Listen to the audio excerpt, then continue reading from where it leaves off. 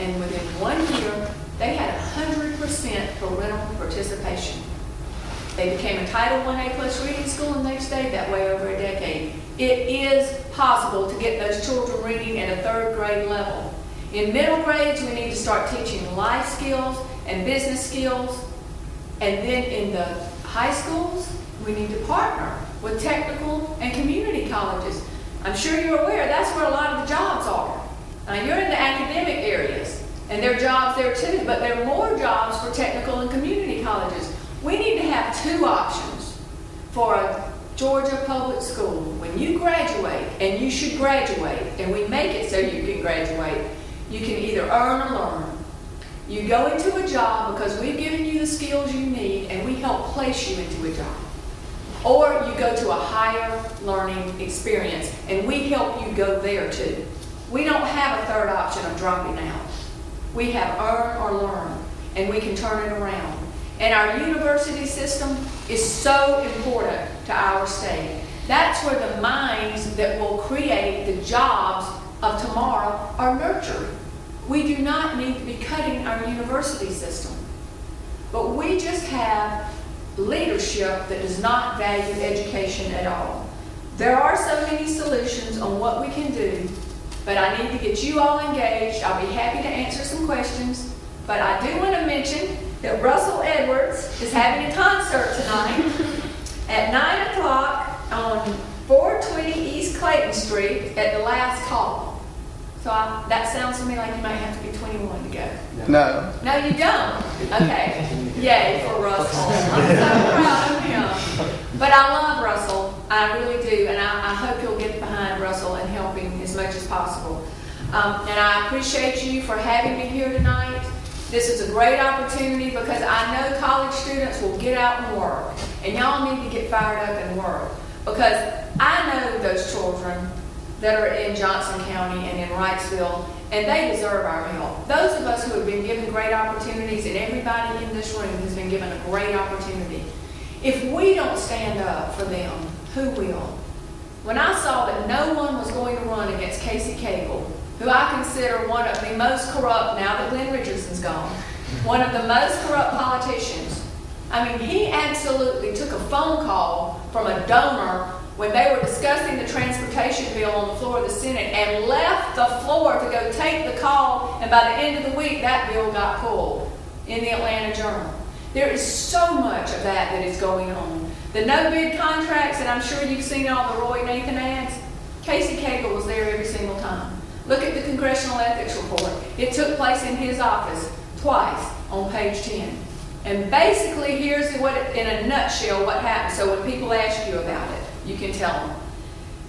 Bart Graham, our revenue commissioner, found out Nathan Deal was getting a no-bid contract for a program that wasn't even doing what it was designed to do. He knew it was wasting taxes and he wanted to stop it. Now, the only reason we know this is because Nathan used his congressional email, so we found out about it. Nathan, now you could technically say, as a businessman, was just using his influence. Okay? Doesn't work unless you've got a politician that gets used on them. And that's where Casey came into play.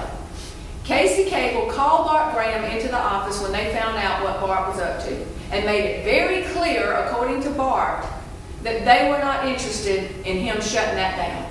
Casey Cagle went ahead and made sure that money for that no-bid contract got put into the budget. Now, tax dollars we need for education. Put that money in the budget. Well, guess what we found out 2 weeks later? Nathan Deal has a loan at Casey's bank. Does anybody think that's all right? He's taking our money, putting it into the pocket of a friend who has a loan at his bank. That's what I want to stop. They're both from Gainesville. And in the paper today, there was another story about Nathan trying to get a landfill that was on top of an old landfill, and they were worried about the water going in. It wasn't authorized. There were already 2 other landfills. And you really almost got to read the article to be able to keep up with how many times they were saying, we didn't have anything to do with this. And the next sentence would say, but the documents prove otherwise. Over and over and over. And guess what? Casey was there too. But that was even before he was the lieutenant governor. So it's just a pattern that's been going on forever and ever and ever. And I need you to help me stop it. I do think there's a great day. Bill Calzert, who's from Athens, I think he's a great guy. I know him, I know his family, and I think there's a great day ahead for Georgia. I think with Bill Calzert, actually, according to the blogs, ran for caucus leader of the Republican Party on taking power away from Casey. I think the backroom thing is that Eric Johnson had been running it for a while, and now that he's gone, they're not sure Casey can do it. So even his own people are starting to turn on him. Eric Erickson, the Red State blogger, said in a blog, we need to take out a guillotine and take them all off at the top. And he included Casey Cagle. Fred Cooper on the Board of Regents here at the University of Georgia. When Sonny Perdue sent the list for the Board of Regents over to the Lieutenant Governor, who's supposed to hand it on over to be voted on by the Senate, they vote him in as a slate. Casey, someone in his office, did not like Fred Cooper because he had supported Ralph Reed. So he just took his name off, passed the list on over to the Senate. They voted it all in, they thought. So Fred Cooper comes over here and is voting on the Board of Regents. It puts all of those votes into jeopardy because he wasn't really appointed. That's what we need to stop. I got lucky on that because Fred Cooper used to be the head of the Republican Party. So you have to know he's upset. And he was helping Karen Handel, who was running against corruption too. So it all is coming around to play.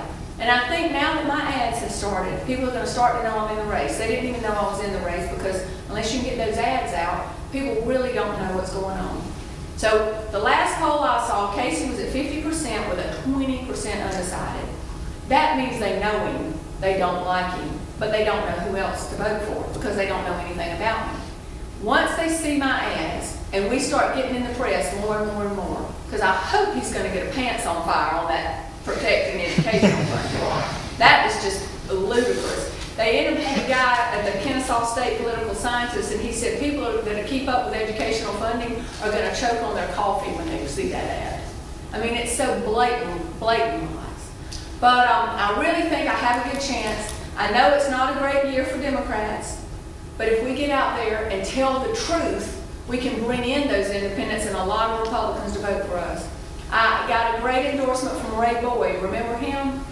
The guy that was